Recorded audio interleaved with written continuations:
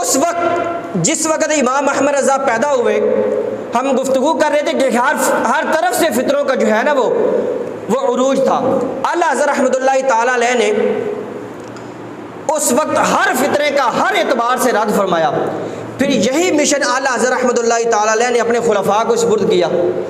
جب ہندوؤں نے اسلام کے اوپر اتنے سخت حملے کیے، اس وقت صدر الفاضل سید محمد نعیم الدین مراد آبادی رحمۃ اللہ تعالیٰ علیہ نے ان کی کتابوں کا مکمل طور پر جواب دے کے ان کو ہمیشہ کے لیے لاجواب کر دیا۔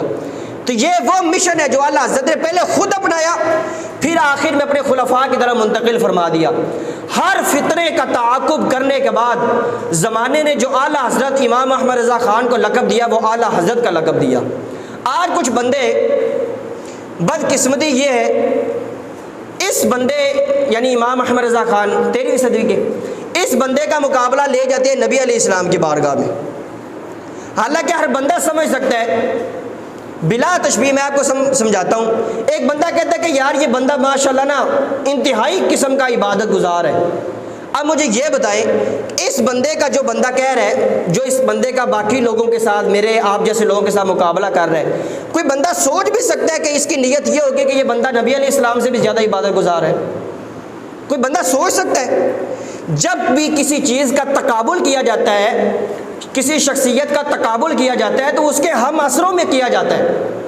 ایک بندہ کسی شخص کے بارے میں کہتا ہے کہ یار فلاں بندہ نا بہت بڑا عالم دین ہے، کیا کوئی بندہ یہ کہہ سکتا ہے کہ اس کا مطلب یہ ہے کہ یہ کہہ رہا ہے یہ بندہ نبی علیہ السلام سے بھی بڑا عالم دین ہے؟ نہیں کہہ سکتا نا۔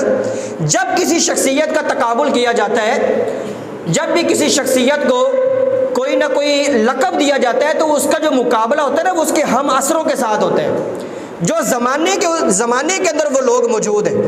ایک بندہ کہتا ہے کہ یار اس بندے سے زیادہ نا میں نے کوئی عبادت گزار نہیں دیکھا، میرے خیال میں تو شاید کوئی عبادت گزار ہوگا بھی نہیں۔ اب کوئی بندہ بدبخت یہ سوچ سکتا ہے کہ اس بندے کی نیت یہ ہے کہ یہ کہہ رہا ہے کہ یہ بندہ نبی علیہ السلام سے بھی زیادہ عبادت گزار ہے، ورنہ کوئی سنجیدہ اور مسلمان بندہ تو کبھی بھی نہیں سوچ سکتا۔ اس کا مطلب یہ ہے کہ میں نے جتنے لوگوں کو دیکھا ہے اس زمانے کے اندر، ان میں جو سب سے زیادہ میں نے جس شخص کو عبادت کرنے والا پایا ہے نا وہ یہ بندہ ہے، یہی مطلب ہے۔ اسی طرح اعلیٰ حضرت رحمۃ اللہ تعالیٰ کو اعلیٰ حضرت کہا جاتا ہے۔ بعض لوگ اس حوالے سے بڑی پریشانی کا اظہار، بڑی تشویش میں مبتلا ہو جاتے ہیں کہ اعلیٰ حضرت تو نبی علیہ السلام ہے۔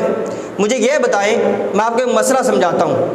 عام طور پر ہم اشتہاروں پہ دیکھتے ہیں یا کسی بھی عالم صاحب، کسی بھی خطیب صاحب، کسی جاہل خطیب کو بھی ممبر پہ بلانا ہو تب بھی یہی حال ہے کہ جب اس کو بلاتے ہیں تو اس کے ساتھ بڑے القاب لگائے جاتے ہیں، حضرت علامہ، مولانا، یہ القاب لگائے جاتے ہیں نا۔ اب علامہ کا مطلب یہ ہے کہ بہت زیادہ جو ہے وہ علم والا بندہ، بہت زیادہ جاننے والا بندہ۔ اب کوئی بندہ یہ سوچ سکتا ہے کہ یہ کسی بندے کو سٹیج پر بلانے کے لیے جو کہا گیا ہے علامہ، کوئی کہہ سکتا ہے کہ اس بندے کا مقصد یہ ہے کہ یہ جو بندہ آ رہا ہے یہ نبی علیہ السلام سے بھی زیادہ علم والا ہے؟ نہیں کہہ سکتا۔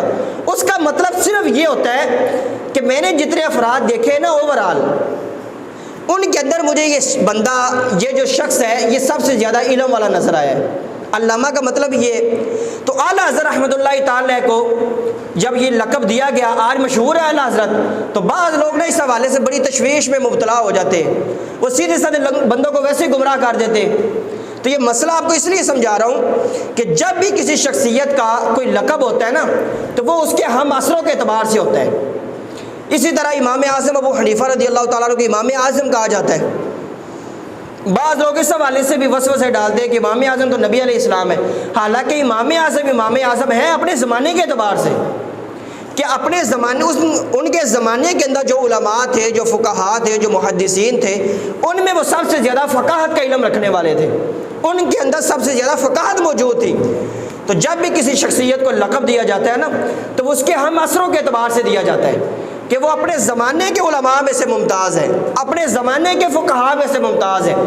اعلیٰ حضرت کو اعلیٰ حضرت کہنے کی ایک بڑی وجہ یہ ہے، ایک بڑا سبب یہ ہے کہ اعلیٰ حضرت رحمۃ اللہ تعالیٰ نے ان تمام فتنوں کا جو زمانے کے اندر سر اٹھا رہے تھے، سب سے زیادہ جس بندے نے رد کیا ہے، سب سے زیادہ جس بندے نے ان فتنوں کو جواب دیا ہے، سب سے زیادہ ان فتنوں کا منہ ہمیشہ کے لیے بند کیا ہے، وہ شخصیت حضرت سیدنا امام احمد رضا خان کی ہے۔ اس وجہ سے امام احمد رضا خان کو اعلیٰ حضرت کہا جاتا ہے۔ باقی اس حوالے سے کسی قسم کی تشویش کا کسی بھی بندے کو شکار نہیں ہونا چاہیے۔